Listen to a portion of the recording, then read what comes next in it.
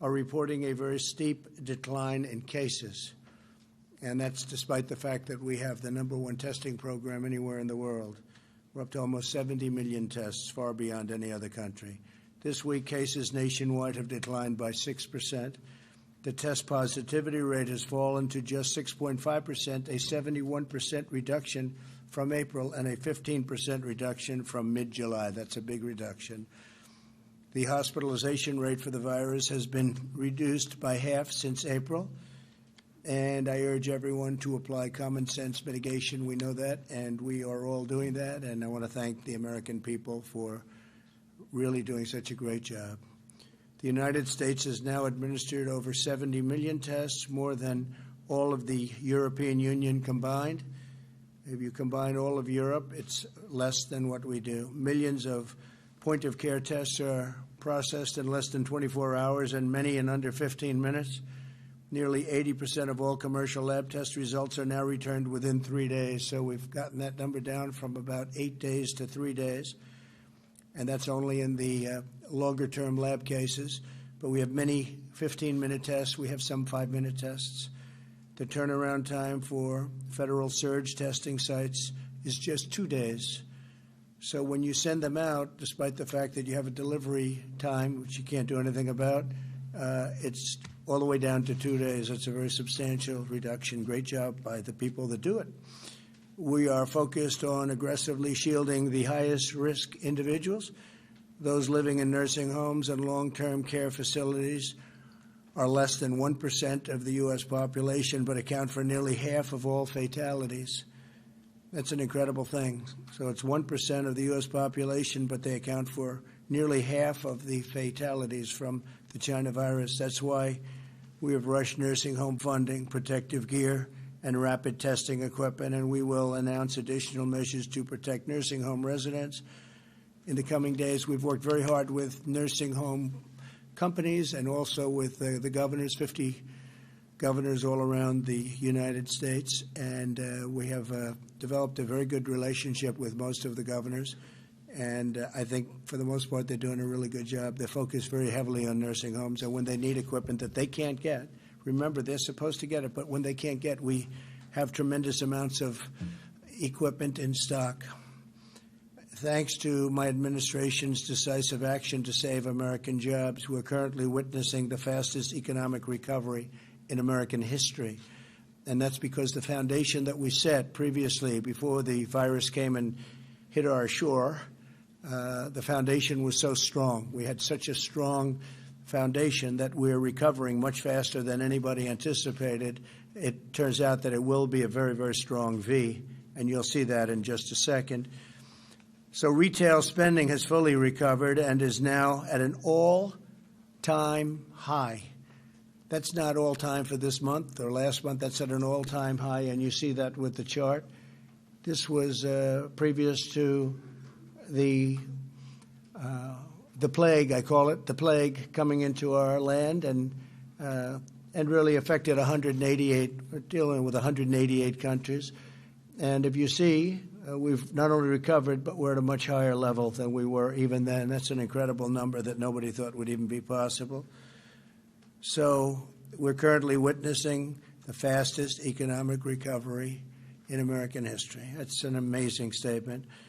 So retail spending is great, and now, if they would, put up auto production has surged 28%, and that's your auto production, which is right there. So you'll see that that's now about even to where it was, and that was at an all-time record high, and we're already even. And if you had a chart for used cars, you'd see that used car sales are setting a record, and that's great for production because when the used cars are practically not available, they're very, very tight, that means you're going to make a lot of new cars. So that number is going to go up even beyond what it is right now, but that's a fantastic number. That's a number that's the equivalent of where it was, and that was a record. So you see what's happening with respect to the economy and the recovery, and the stock market is almost at an all-time high. In fact, NASDAQ is at an all-time high. It's had 14 days where we broke the record already over the last 2 months. So a lot of great things are happening. Through the historic relief package that I signed into law, we saved over $50 million American jobs, 50 million American jobs.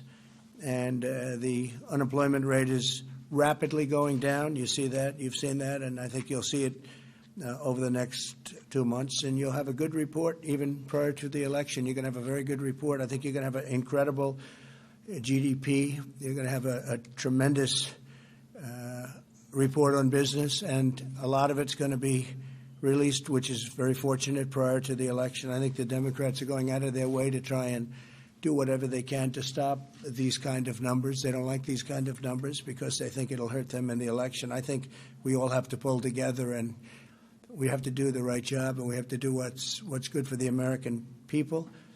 We were unfairly treated by China because they could have stopped it. With that being said, China has purchased the most amount of corn in history.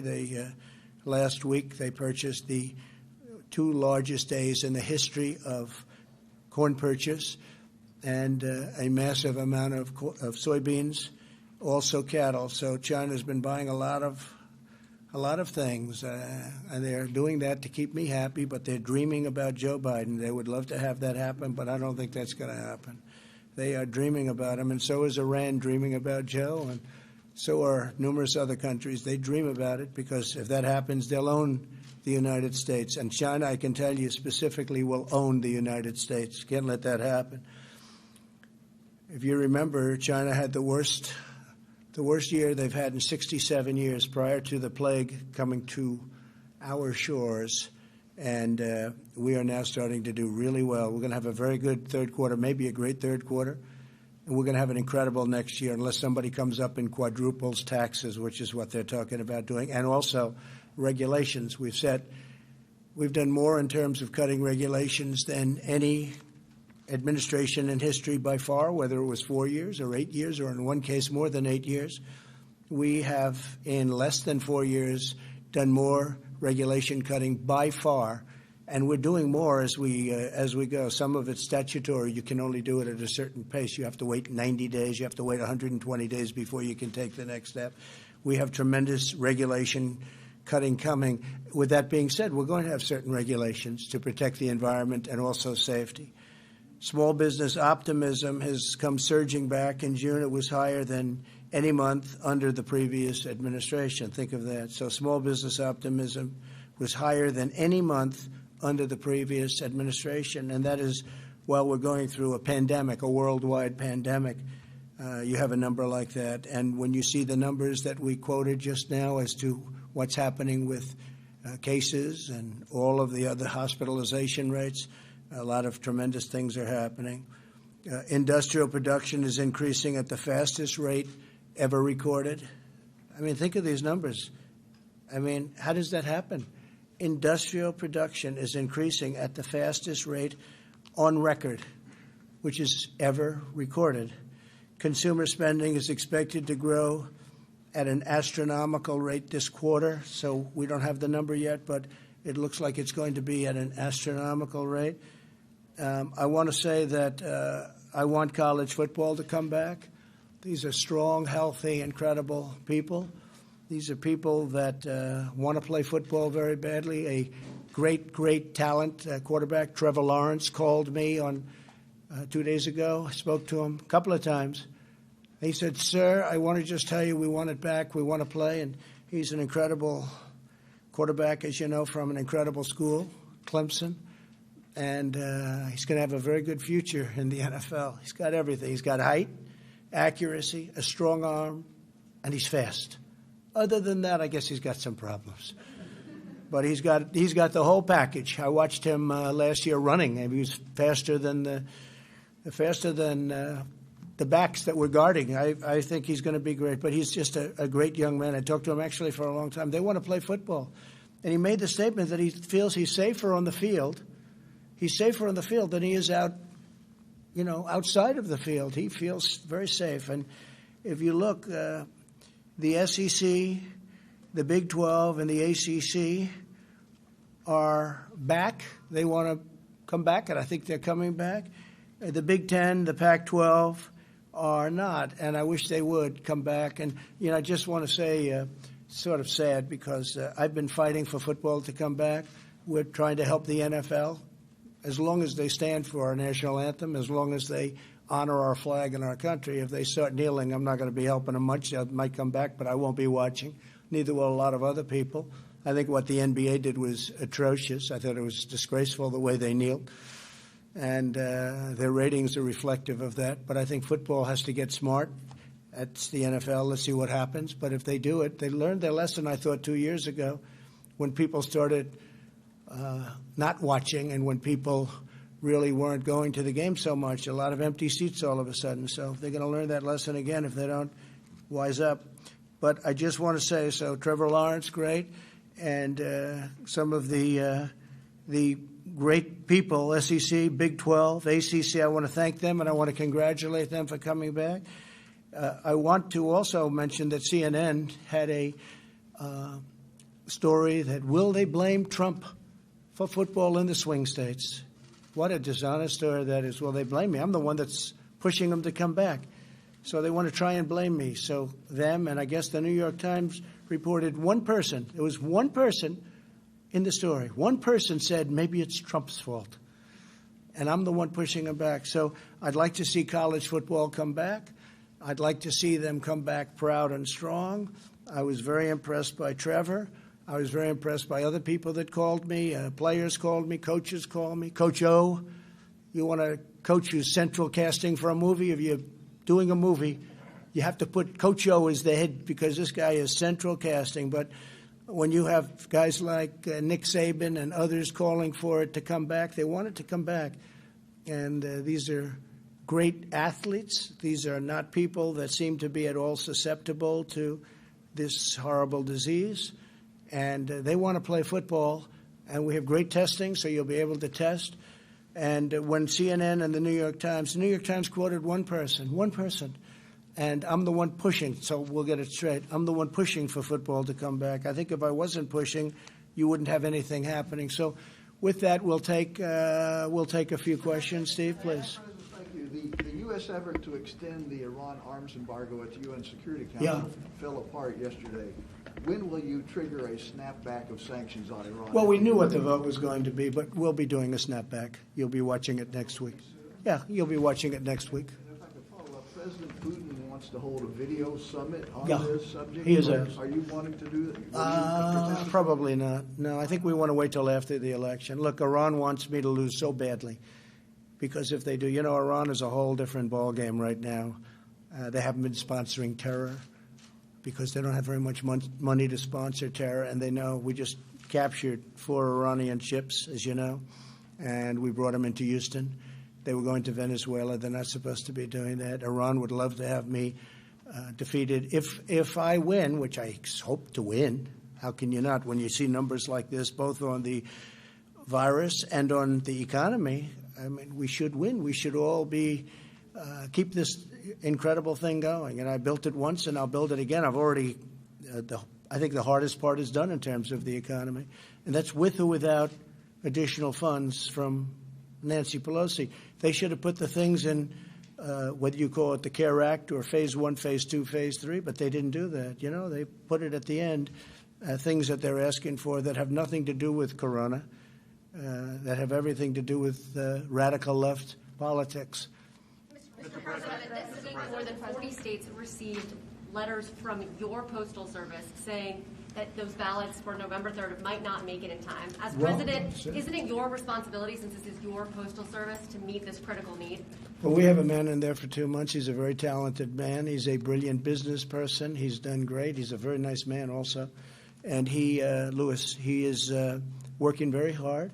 But as you know, the Democrats aren't approving the proper funding for postal, and they're not approving the proper funding for this ridiculous thing that they want to do, which is all mail-in voting. If universal, you could call it mail-in voting. Again, absentee voting is great. You request, I'm an absentee voter because I requested, I got, and then I sent in my vote. So that works out very well. That's what we've had.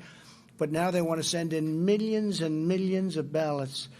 And you see what's happening. They're being lost. They're being discarded. They're finding them in piles.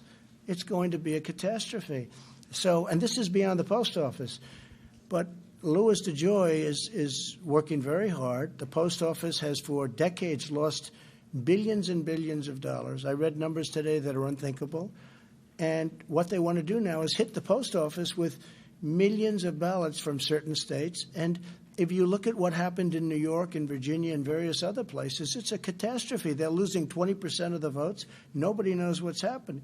So we're going to see what happens. But I do say this, universal mail-in voting is going to be catastrophic. It's going to make our country a laughingstock all over the world. You can't send out millions of ballots. And look at all of the tests. Look, you've seen them. And there are many, far more. Just look at New York. Look at New Jersey. Look at the catastrophe in New Jersey. And New Jersey had more than just Patterson. Look at what's going on in Virginia. Look at what's happening with this mail-in voting. It's a disgrace. Absentee is good. Mail-in, universal, is very, very bad. There's no way they're going to get it accurately. They're off by 20 and 30%. And this is beyond post office. Now, with that being said, they want money for the universal mail-in ballots. And they're not getting it. You know why? Because of them. We want money to go to people. They want money in order to bail out states that have done very poorly. The states that have done poorly, you know them as well as I do. These are run by Democrats, usually radical left Democrats. You take a look at what's happening in Portland. And we'll go into Portland, we have to be asked. We'll go into Portland, straighten it out in 1 hour, like happened in Minneapolis. We'll go straighten it out in 1 hour. We will straighten it out so fast, but they have to ask us. So they need money, but they're not willing to approve the money that they need. If they can't get the money that they need for universal mail-in voting, I don't see how they can have it. And that's not only post office, that's also for the voting itself. Does Postmaster DeJoy have your backing for the actions that he's taken in the last several weeks? Yeah, he's a fantastic man. He wants to make the post office great again. You ever hear the expression? He wants to make the post office great again. The post office is a catastrophe. Mail sorting machines nationwide, that's one of the things. I don't know what he's doing. I can only tell you he's a very smart man. He'll be a great postmaster general. And he needs, obviously, if you're going to do these millions of ballots out of nowhere, he's going to obviously need funding. But the Democrats aren't willing to provide other things, and therefore they're not going to get the funding for that. But you are going to have a catastrophic situation with universal mail-in votes.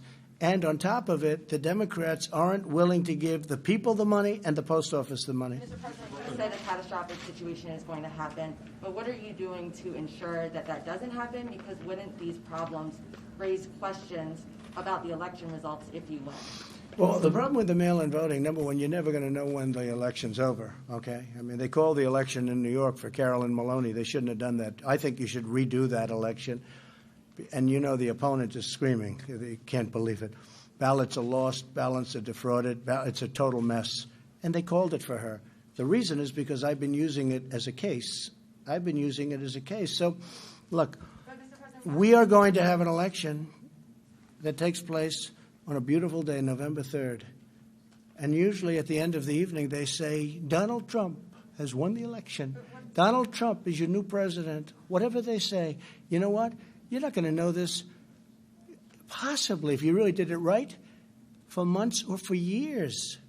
Because these ballots are all going to be lost. They're going to be gone. And just take a look at a smaller basis. But it's great tests. We're doing tests. I mean, these are, you could call them polls. You could call them tests. Look at what's happening all over the country where you have universal mail-in. Wait a minute. The ballots are lost. There's fraud. There's theft. It's happening all over the place. Now, we're going to do it with this whole vast, big section of the country. It's crazy. You're not mail. You're not talking about prescriptions. You have made it so plain that you are opposed and do not trust mail-in voting. Is your Postmaster General using the agency of the Postal Service to create delays? No, not at all. He would love to see it happen. I didn't speak to him about it, but I will tell you this. I would imagine he would say, number one, they didn't give me the funding for it because it's sitting in Congress because they want $1 trillion to bail out states, just so you understand what they want. They want $1 trillion to bail out badly run, Democrat-run states, okay? That's what they want.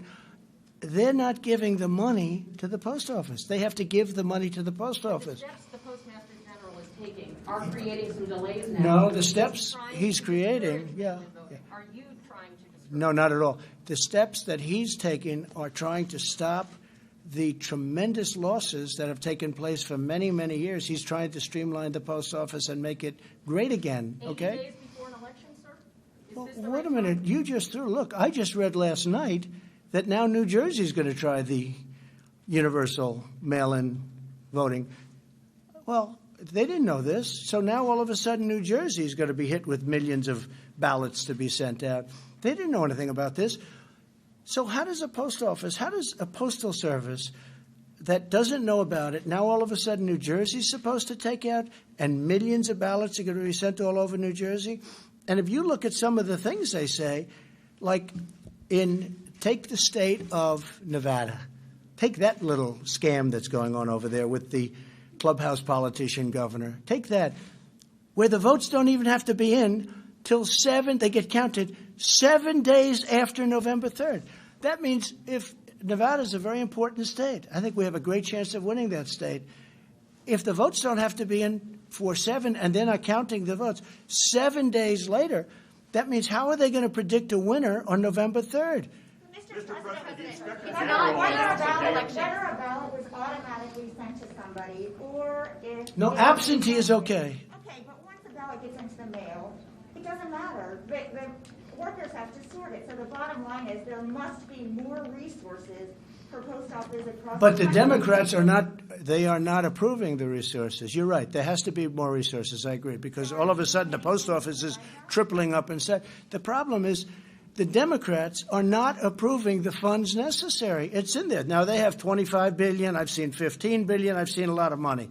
I don't know how you're going to spend that much, but that's what they're saying. They're saying, so not only do they want $1 trillion to hand out as welfare to all these states that are run by Democrats doing badly, they want $25 billion for the post office. But they're not approving it. Now, what I want is a lot of money, thousands of dollars, to go to people because they need money. They really, despite the good numbers, despite numbers like that, they need money to live. And I want that to happen. The Democrats don't care about that. They just want to give bailout money to their friends running big states poorly. Mr. President, sure, looking at the camera, sir, and assuring the United States, the people of the United States, Go that ahead. mailing... Do you want to give Edward Snowden a pardon and bring him back? You once suggested that Well, he I'm was going to look racist at and it. should be I mean, I'm not that aware of the Snowden situation, but I'm going to start looking at it. There are many, many people. It seems to be a split decision. And many people think that he should be somehow treated differently, and other people think he did very bad things. And I'm going to take a very good look at it, okay? I mean, I've seen people that are very conservative and very liberal, and they agree on the same issue. They agree both ways. I'm going to take a look at that very strongly, Edward Snowden. Yeah, please. Do you agree with Dr. Robert Redfield, who earlier this week said if America doesn't follow public health guidelines, we could be in store for one of the worst falls we've ever faced from a public health perspective? No, I mean, you can't compare it to 1917. That was incredible. That was the worst ever by far. That was, you look at that, they lost possibly 100 million people. No, I don't agree with that. But if you look at these numbers, they're coming down very substantially. And I do believe that Americans, many are wearing masks, which is a good thing. Again, some people thought that you shouldn't wear masks. You know, when this whole thing started, Dr. Fauci, who I like and respect, said don't wear masks, okay? And so did Dr. Redfield. And then all of a sudden it was like everybody should wear masks. And that's okay. People can change their mind. But wash your hands, good hygiene, all of those things, I think people are really doing it to a level that they've never done before. And when you look at the numbers, the way the numbers are coming out, I mean, it's very impressive when you see what's happening. By the way, Florida doing well. You see that? And hospitalizations and, you know, normally you would have had to build more like we did for the first surge. We've done it right. We closed it up. We had the greatest economy in history. We closed it up.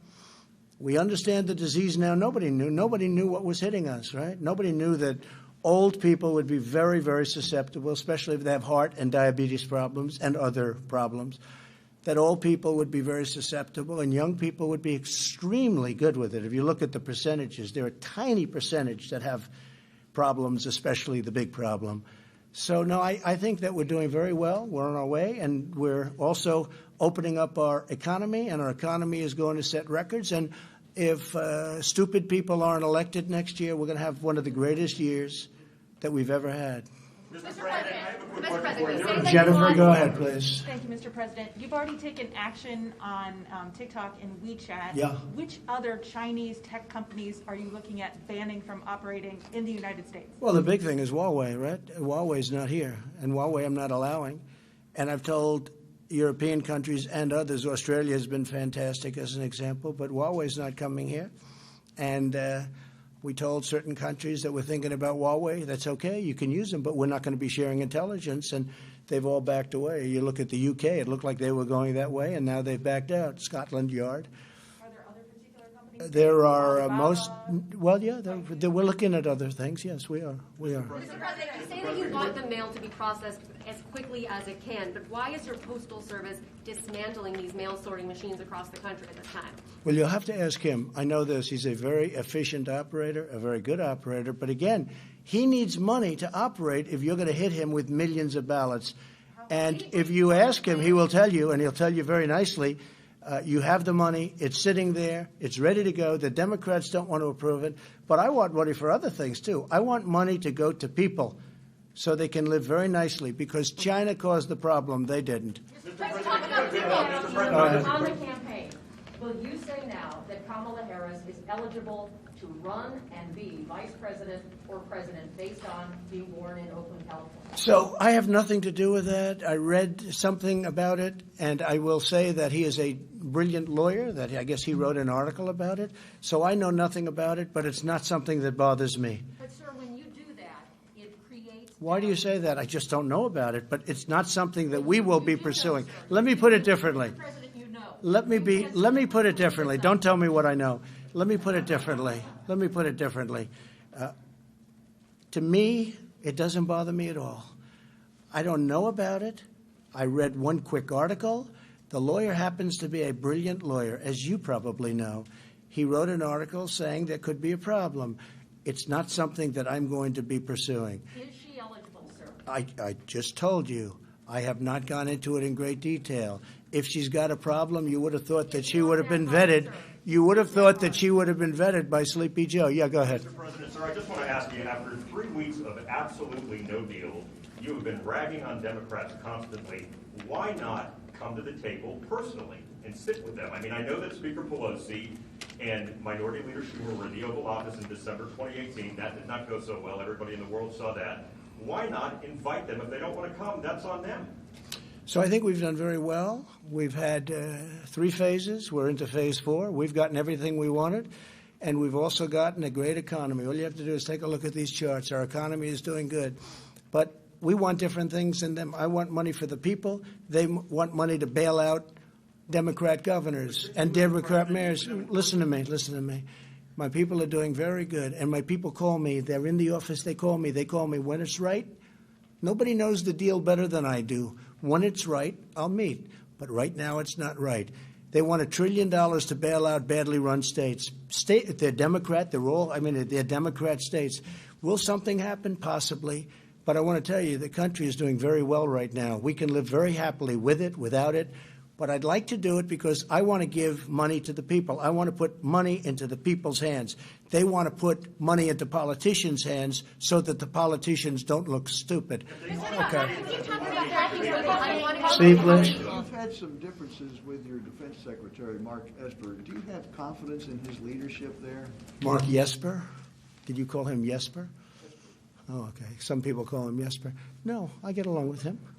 Fine. He's fine. Yeah, no problem. I consider firing everybody.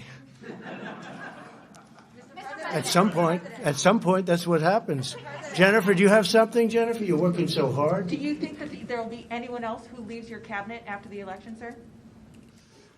So if we have the success, I think we have a silent majority, the likes of which has never been seen before. I think you read about it, where 62% of the people say they're not even telling the truth on polling, and where the polling is fake, where they do registered voters and where they do many more Democrats than they do Republicans. Same as happened last time. But this year, I think we have much more enthusiasm. Maybe those people back there would understand it better than anybody. But I think there's more enthusiasm for 2020 than there was even for 2016. And 2016 was a record. You found that out. And I believe there's much more enthusiasm now than there was even in 2016. We have a silent majority, the likes of which nobody has seen. I just looked, there are thousands of boats in lakes, rivers, and oceans, thousands and thousands of boats. It's called Boaters for Trump, Boaters for Trump Pence. There's signs all over. Some of the boats have 10 flags on them. They're incredible. There are thousands. We did nothing to do this. This is just generic. It just happened. Let me just tell you, I think the level of enthusiasm for what we're doing, we want law and order. We want low taxes. They want to raise your taxes. They want to they want to have open borders, and they want to defund the police. How do you win on that? They want to go to Texas, and they want to go to Pennsylvania, and they want to stop fracking. And Ohio, they want to stop fracking. They're against steel. They're against anything with petroleum, the word petroleum in it. You won't have a country. These people are crazy. Say, go ahead. As far as your cabinet goes, do you think you'll see more turnover in your cabinet? Well, I don't know. I think for next year, I mean, generally speaking, a lot of times I understand if we win, President will ask for the resignation of everybody and then bring back the people he wants. That's happened before, Steve. And I could see something like that happening. I think that makes sense. No, I have a very good cabinet. I mean, with few exceptions. I wouldn't say I'm thrilled with everybody, frankly. But overall, I think we have a very good cabinet. I think I will say this, no administration, none, no administration, first 3.5 years has done anywhere near what we've done. 300, we will have at the end of the first term, 300, maybe more, federal judges, including Court of Appeals, 2 Supreme Court justices. Nobody has done this. Take a look at what we've done. The biggest tax cuts in history, biggest regulation cuts in history, rebuilt our military, took care of our vets. We have a 91% approval rating from the vets. Nobody's ever had a 91% approval rating before. I guarded the Second Amendment. They want to destroy the Second Amendment. Take a look at Kamala. They want to destroy the Second Amendment. And as you know, Joe has no control over anybody. He has no control over himself. Okay, thank you very much, everybody. Thank you.